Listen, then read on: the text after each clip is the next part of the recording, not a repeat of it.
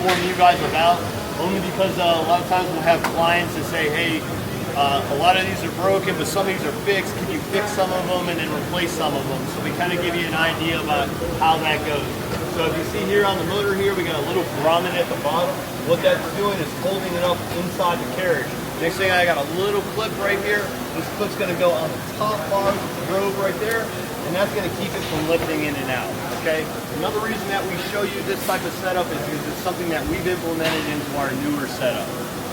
What you're going to see now on most of these units are going to be either 4 different types of units. You have a 525, a 550, which is more of a 6 series motor, or if you're doing commercial work, you'll be using a 90 RPM. Which would be your panic button or emergency exit. So those are the type, is anybody going to be doing anything? Okay, so you'll be familiar with that. So with the 90 RPMs, you'll have a panic button attached to it, so if emergency, they can hit it. It'll also have a dry contact that puts a low voltage. So if the alarm goes off, the 90 RPM will also hit, okay? Some areas we've had issues where they don't want no doors. So we have to set those limits at 7 feet. There's only in certain scenarios that we make money. Okay. On our 525 and 550 series, you're going to see here, this is your antenna, the little stub that's sticking out, right?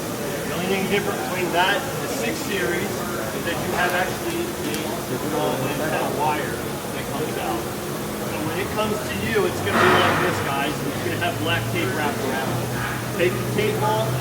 Pigtail these, go tight with them, retape it. And the reason that we do that is that way this cord, that antenna, does not come outside of this unit. If anything happens to the antenna, the motor's no good. Okay? There's no way for the remote to connect to the motor at that point. So making sure that this line is protected is absolutely important. Rolling that up when you're there. Now you won't, like I said, 525, 550, 90 RPMs are not going to have that issue. You're not going to run into that water. So what we got here is some wiring here. We've got 3 options here. There's actually a 4th, but I don't recommend it in certain situations you might need. So we come out through the side, we come out through the face, or if we were an inside mount, we'd come out through the back.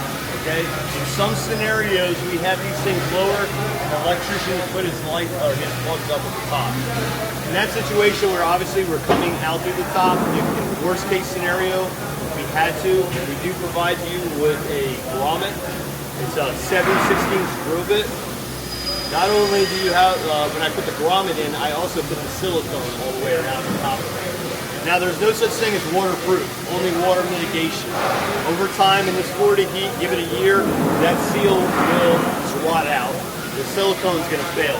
So what we do, in only the situation where I need to come out through the top, so I create a drip leg, all right? That's what we call a drip leg. So imagine this line here coming out the back here on this side here. So what that does is after that grommet gets ate away and that silicone is fading, that water now, if it gets in there, it'll come out here and drip here. If I'm tight, it's going to go right to my motor. Right? And if I get water in the motor, it shorts the motor immediately. It's just like an outlet. Water gets in that, it's gone. It's just like that. So coming out the top, guys, is having that additional, keeping that leg in there, what we call a drip leg. One other thing with this, we want this pin back too. We just don't want to leave a line in here rolling. Pull the line out of the way, put a screw in, kind of make yourself like a little holder on there. Go ahead and snug it up on that, okay? I tell people to move the wire first because we've had a situation where we came out for a maintenance call and the whole wire was ate up because they just they did this and then they ran their screw in there and it ate up the wire. Okay. You guys got any questions on it so far? So we'll go on to the donuts here and some of the biases. So a bias is when it's usually for a drain field or a pitch, okay? A lot of times we have, let's say we have a 15-foot unit, 11 feet of it's flat, and the last 4 feet they just kick down and make a drainage field at that point. We do provide, or we do sell, you have to request it, an 1.5 inch sweep. So that way, you'd be tight here along 11 feet, and that last 4 feet, you're going to be up a little bit. You can and get the bigger sweep in there to cover that gap in there. So we do provide a bigger sweep when needed, okay? If the bias is consistent, we can cut your screen for that drainage, right? So if you think about that, that means this side here is longer than this side. So as I'm picking up the unit, this unit here is going to be hanging down just a little bit lower because it's longer in material. So what we do to correct that, this is a set key here. We'll move that out to a little further out depending on how much you need. If you need like 2 inches or so, you're going to need almost all of it. You basically pull it all the way out to the side.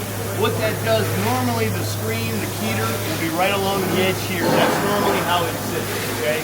Rolls up around the side. But if I was to shift that out, what that does is as the keter climbs on this flat part. And what that does is it makes a bigger circumference. So as the unit's going up, now that that donut's out, it's going to cut more material, and then by the time it gets to the top, it's level. Okay? You'll see this on here, your increments of this, as it goes through. All right, so kind of adjusting as you go. Now remember that you can only go so many times. There is a thermal protector in here. So you can be like trying to set this and get it everything sorted out. You keep going up and down, and it also just stops working.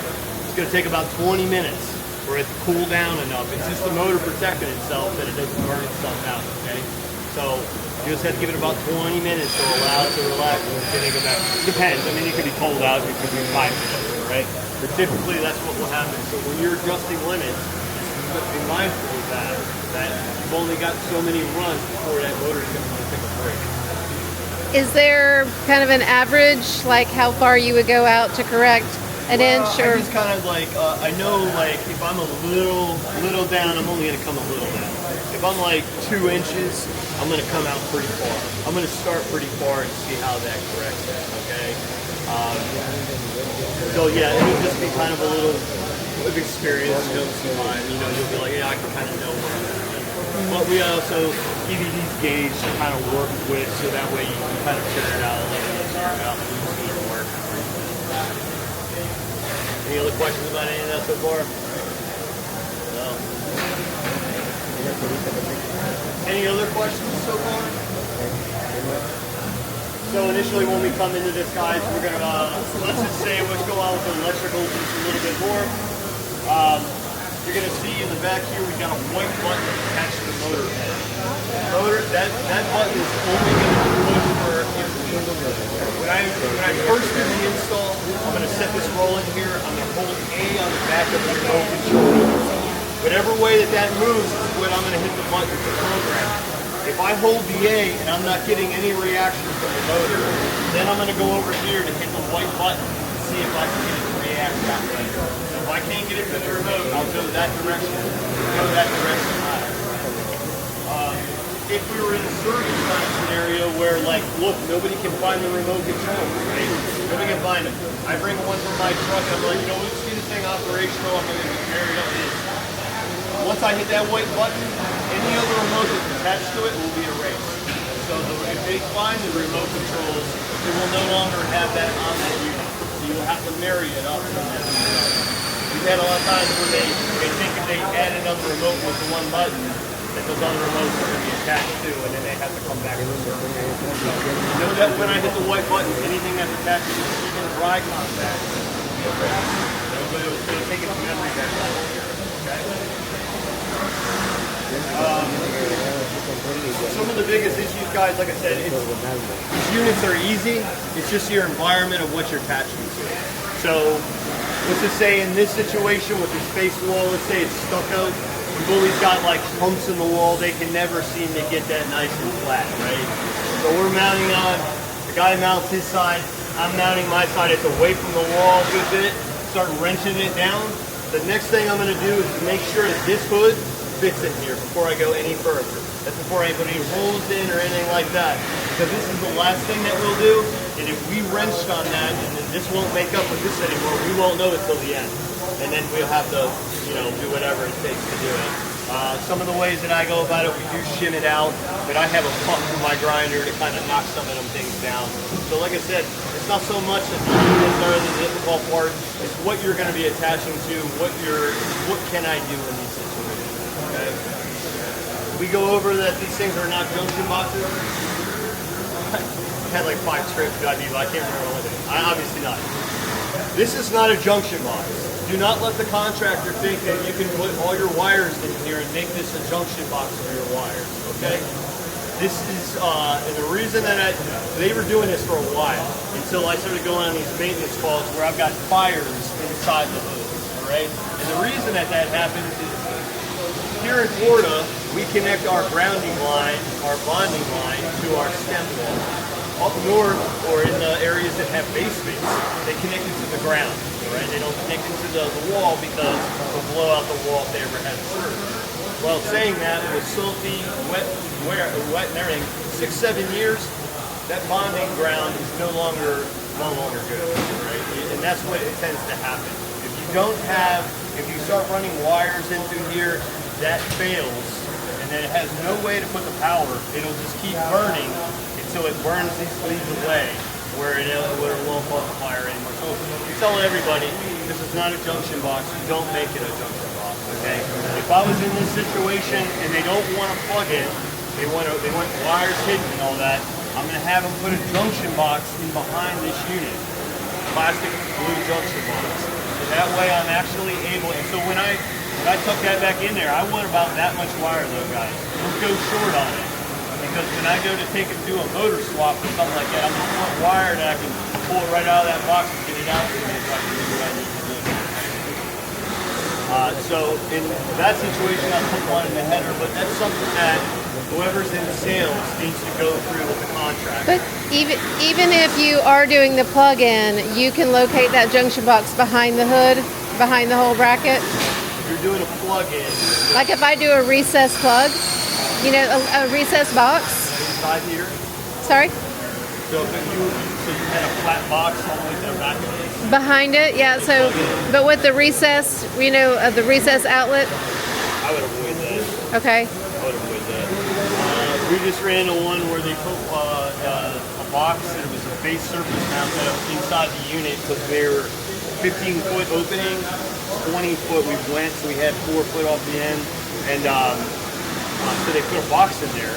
But then once we put our plug in, once the lid starts to shut, now it's not going to plug off. You know what I mean? With everything moving inside of there, the less things that you have inside of there are better. Oh no, I meant behind it. So if you have a recessed junction box in the wall, that your actual outlet is pushed back like 1.5 inches.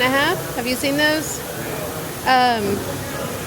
But I'm guessing they would be okay if you can put the junction box behind. Yeah, everything that I can give you a suggestion. You know, you got to do what you like. You know what I mean? I can just tell you what I've run into and why I tell you not to put certain things in certain places. You could hypothetically put that in there and everything could be good.